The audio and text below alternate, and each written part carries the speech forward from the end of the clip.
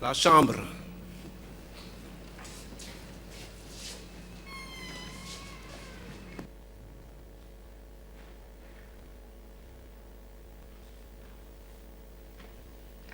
Veuillez vous asseoir, s'il vous plaît.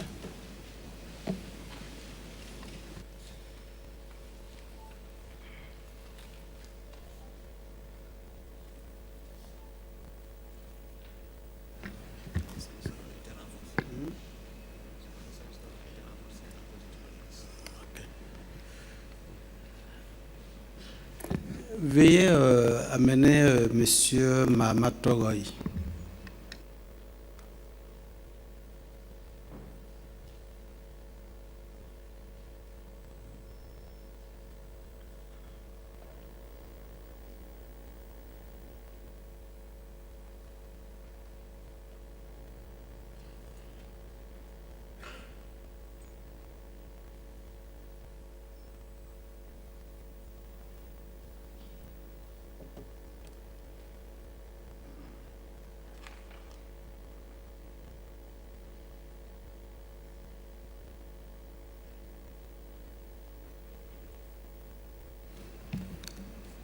Avant la suspension, Monsieur Mahamat Togoy, la Chambre vous avait notifié la prévention de troubles à l'audience en vertu des articles 278 du Code de procédure pénale. Donc, vous serez jugé immédiatement. Et on voudrait savoir, est-ce que vous avez choisi un avocat pour votre défense?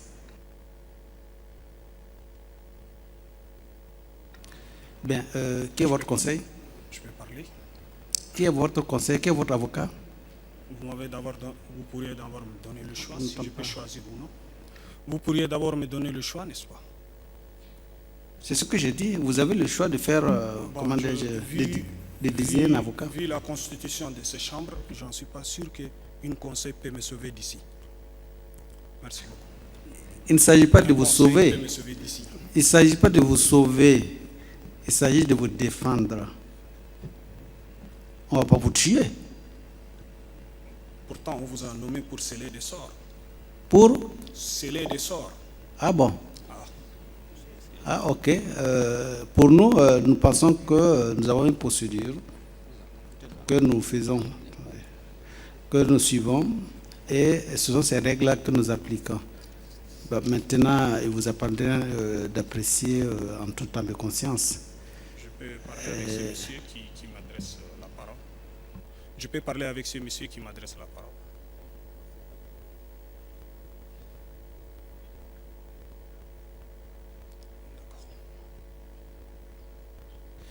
Maître, vous êtes aux côtés de M.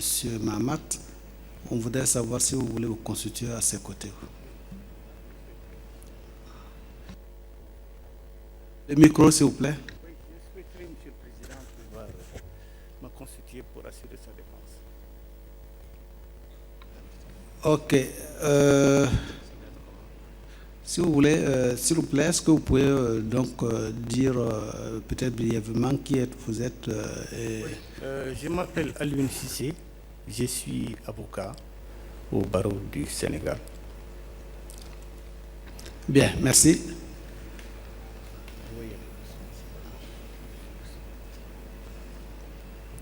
Bien, monsieur Mahamat Togoy, vous pouvez passer effectivement là-bas. Oui. Avant la suspension, vous notifiez que relativement à la procédure que nous suivons présentement contre M. Hissène Habré, vous êtes intervenu à plusieurs reprises pour troubler l'audience. Et lorsque la Chambre a constaté qu'il y avait un trouble, on a voulu, pour éviter les perturbations, on a demandé votre expulsion. En dépit de ce que on ait prononcé l'expulsion, vous avez continué à gesticuler, à vociférer pour continuer à troubler l'audience. Est-ce que vous pouvez nous dire qu'est-ce qui vous a motivé dans ce sens? D'abord, je souligne que je n'ai pas gesticulé. Et le deuxième mot que vous avez utilisé, c'est... Vociférer. Non plus, je ne l'ai pas fait. Tout ce que je fais, c'est d'émettre une expression que je répète. Vous avez crié. Parce que si vous n'aviez pas crié, la chambre ne vous aurait pas entendu. Et ça, vociférer. Parler à haute voix. Non. Alors que vous n'avez pas l'autorisation de la chambre pour le faire. Je réagis peut-être, à haute voix peut-être, mais vociférer, j'en suis pas sûr. Ah si? Non. Et monsieur Mahamat, est-ce que vous êtes à votre première fois d'être expulsé de la salle? Deuxième fois. Vous êtes donc déjà à votre deuxième fois. Le 20, j'ai réagi parmi le groupe qui nous ont expulsés. Je fais partie de ces groupes du 20 qu'ils ont expulsés. Ah, ok.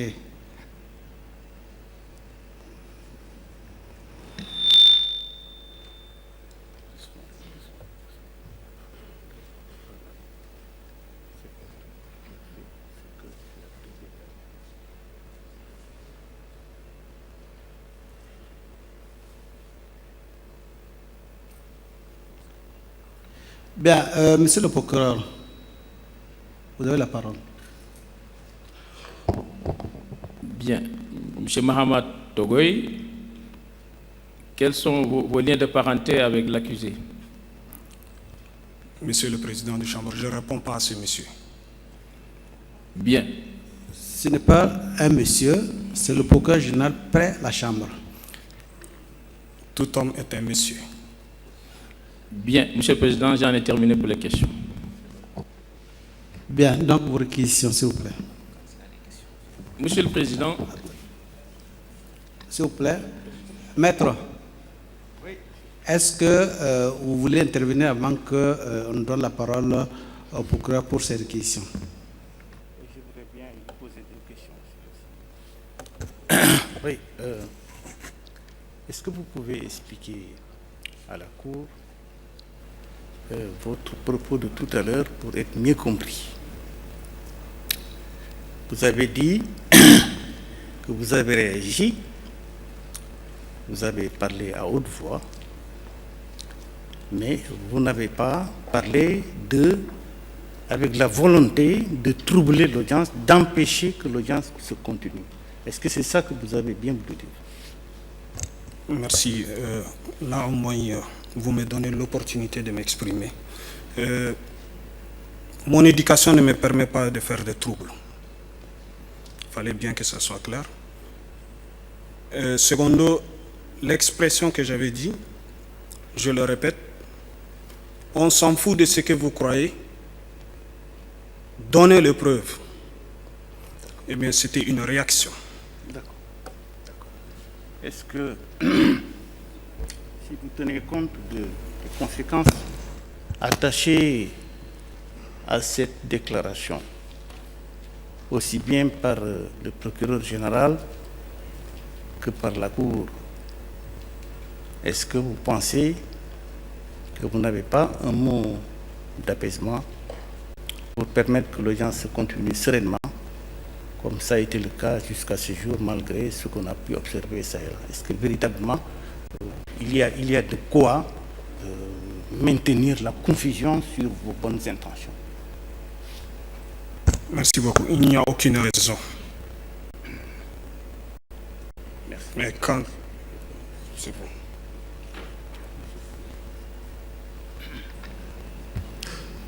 Monsieur le procureur général. Monsieur le Président, il est constant, comme d'ailleurs tout le monde l'a constaté et entendu dans cette salle, que Mahamat Togoy a, au cours de l'audition d'un témoin par l'un des avocats de la défense, déclaré à haute voix à l'endroit du témoin le terme menteur en troublant l'audience. Et c'est à partir de ce moment que vous avez pris la décision de faire expulser de la salle. Et au cours de l'exécution de cette mesure d'expulsion, il a continué à vociférer, à traiter de menteur le témoin en disant que vous n'avez pas de preuves. Cela constitue un tumulte. Monsieur le Président, comme vous l'avez relevé, et en posant une question au prévenu sur le nombre de fois qu'il a été expulsé dans la salle, il a déclaré que c'est la deuxième fois. Et on se rappelle qu'il y avait un groupe d'individus qui perturbaient l'audience, qui avait été expulsé et gardé en vue dans les locaux de la gendarmerie. Et c'est sur votre intervention que ces personnes ont été libérées. Donc vous avez été clément jusque maintenant. Je crois que l'audience doit se tenir dans la sérénité. Tous les acteurs ici pouvaient élever la voix et dire des choses insupportables, mais ils ne l'ont pas fait. Ce n'est pas à vous de dire la candidature, de faire des appréciations à voix. Si vous avez vos appréciations, vous les gardez pour vous-même. Monsieur le Président, je crois que le délit de trouble d'audience est constitué, puisque son siège se trouve dans l'article 278 du Code de procédure pénale, que je vais vous lire. Lorsque, à l'audience, une personne trouble l'ordre de quelque manière que ce soit, le président ordonne son expulsion de la salle d'audience. Si au cours de l'exécution de cette mesure, elle résiste ou cause du tumulte, elle est sur le champ placée sous mandat de dépôt, jugée et punie d'un emprisonnement de 2 mois à 2 ans, sans préjudice des peines portées au code pénal, comme les auteurs d'outrage et de violences envers les magistrats. En application de ce texte, Monsieur le Président, les éléments constitutifs du délit de trouble d'audience sont constitués et je vous prie de déclarer le prévenu coupable de trouble d'audience. Peut-il aujourd'hui bénéficier des circonstances atténuantes? Je ne le pense pas. Parce qu'il a récidivé, ce qui veut dire qu'il n'a aucun respect pour le tribunal, aucun respect pour les membres de cette Chambre. Un tel individu ne mérite aujourd'hui aucune clémence. C'est la raison pour laquelle je requiers qu'il vous plaise, non pas lui appliquer l'arbre tachar ou le supplice des baguettes. Je requiers simplement qu'il vous plaise, le déclare coupable donc, et le condamner à une peine d'emprisonnement de 2 ans ferme et décerner un mandat de dépôt à l'audience. Je vous remercie. Bien, maître, vous avez la parole pour votre plaidoirie.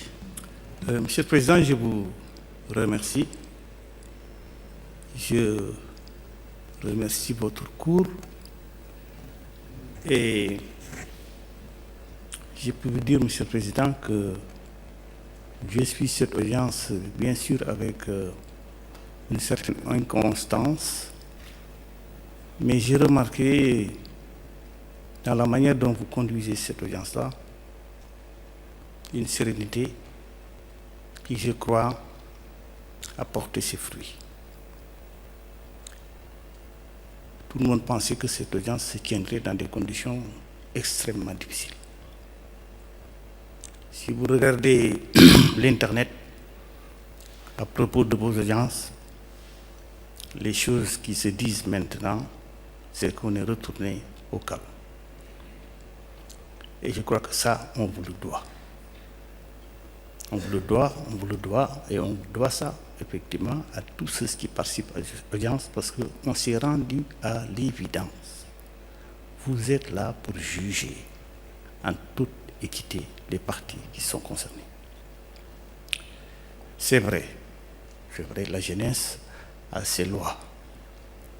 Et là, ces particularités, ces réactions qui font que les personnes concernées peut-être manquent par rapport aux adultes, par rapport à leurs éducateurs, manquent de sérénité. Mais je crois, comme vous l'a dit, c'est un jeune, il a à peine 25 ans, 26 ans, il est encore jeune, il est étudiant. Ce procès est très important dans l'histoire, je dirais même, de l'Afrique, en particulier du Tchad.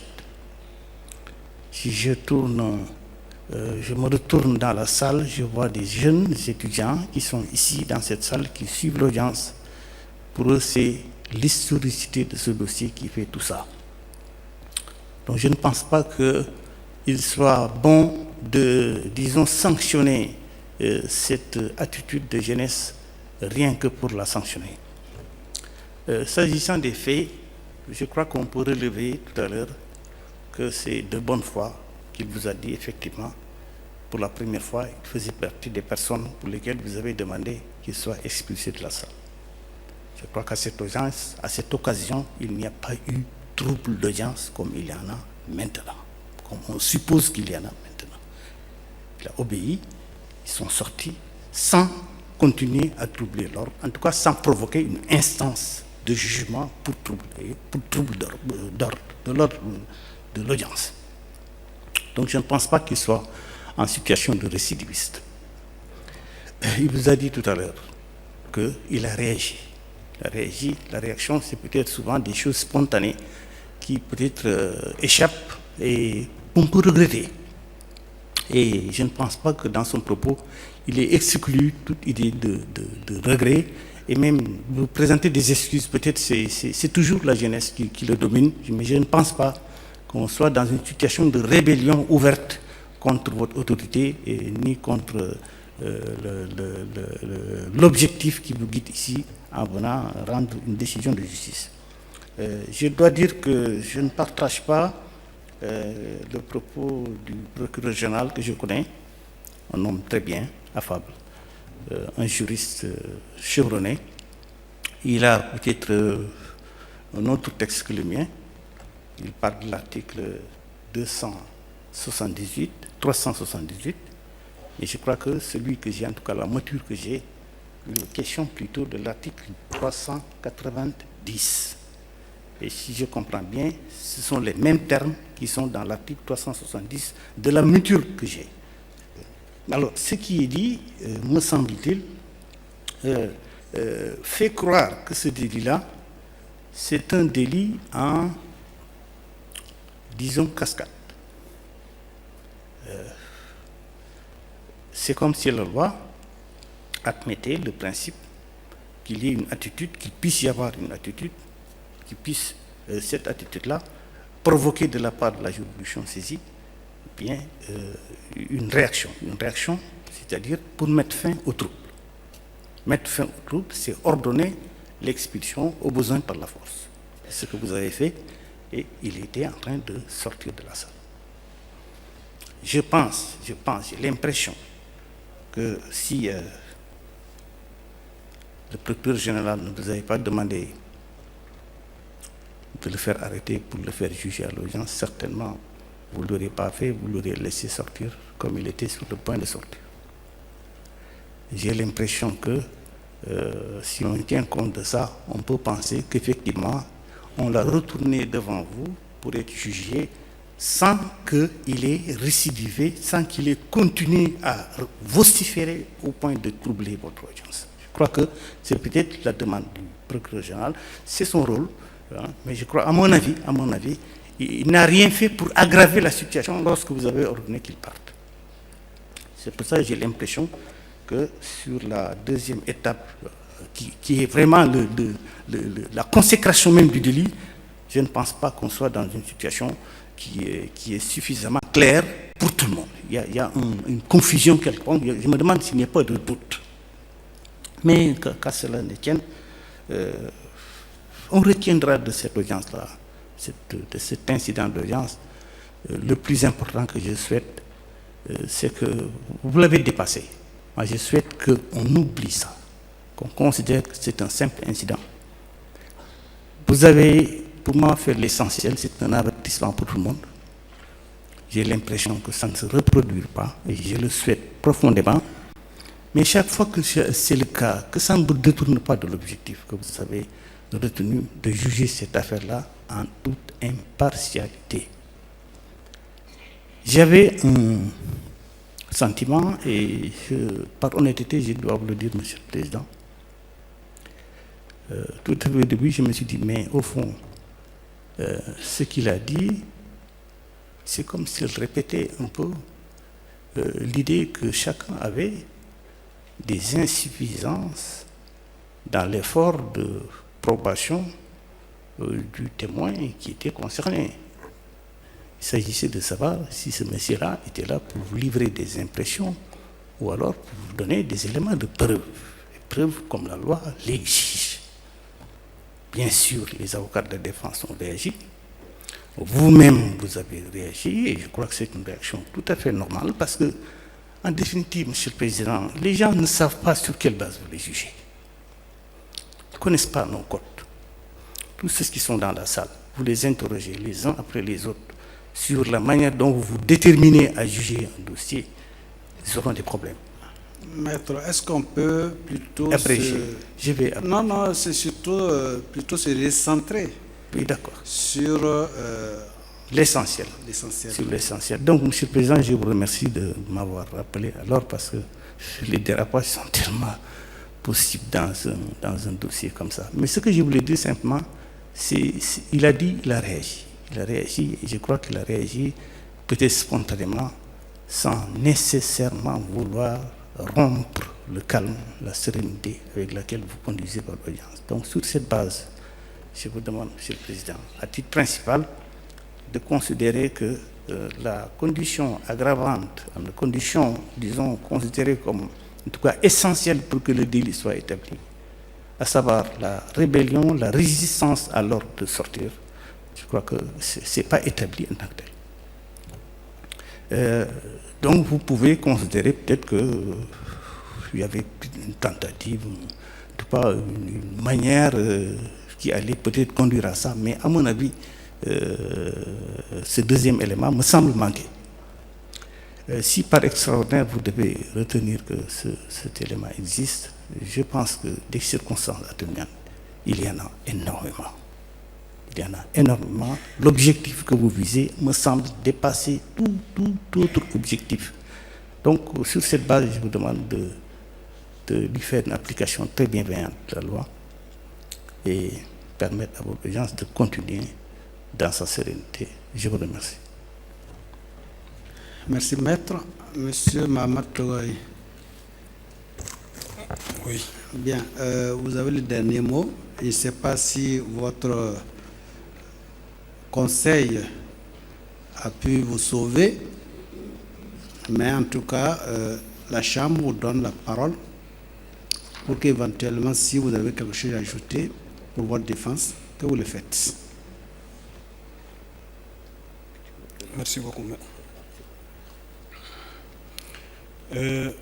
Si dernier mot y est, certainement ça serait de me justifier. Toute réaction peut être, certes ma réaction est à l'improviste, je ne l'avais pas prémédité. Si c'était le cas, j'aurais pu faire quelque chose de mieux. Mais si vous imaginez un seul instant, je dis bien un seul instant, chacun de vous a un pays, a une patrie. Si vous imaginez un seul instant de ce que ce rapport et ce monsieur avaient eu comme effet sur mon pays à l'extérieur et sur mon peuple à l'intérieur, ma réaction est très minimale. Toutefois, comme je viens de le dire, mon éducation ne me permettait pas à des troubles. Non plus, je ne suis pas du genre à intention à apporter des troubles, mais j'assume ma réaction. Je l'assume à ce point que ces messieurs... Et une dernière chose, Monsieur le Président. Soyez bref. D'accord. Je vous ai dit que je ne répondrai pas à ces messieurs. Il m'a donné les raisons de n'avoir pas répondu. Parce que dans les charges qu'il tient, il y a des choses qui sont contre-vérité. Le menteur que je l'avais traité, c'était quand vous m'avez posé la question, le pourquoi. Et le mot est un qualificatif, un adjectif qualificatif. Ça n'a rien à voir exactement ce qui le qualifie. Donc, merci beaucoup, monsieur. Ok, la Chambre vous remercie. Vous restez sur place. On ne vous a pas libéré puisque vous êtes sous mandat de dépôt. Et la Chambre va se retirer pour pouvoir délibérer. Merci.